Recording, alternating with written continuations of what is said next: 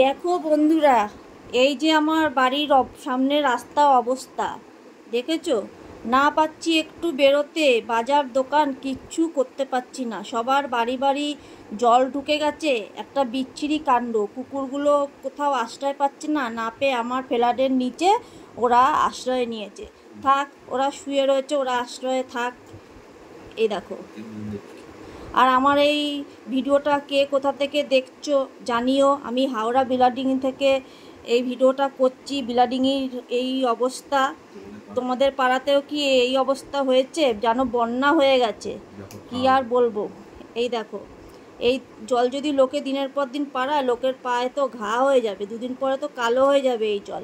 এই দেখো, খাল ডুবে রাস্তায় জল উঠে গেছে, ওদিকে পুকুর ডুবে গেছে। আর কি আর বলবো বলো। থাক, টাটা। আর আমার ভিডিওটা কেমন লাগছে একটু লাইক করে দিও। লাইক তো অবশ্যই করবে, আর কমেন্ট করে জানিও। আর ঠিক আছে, টাটা, বাই বাই।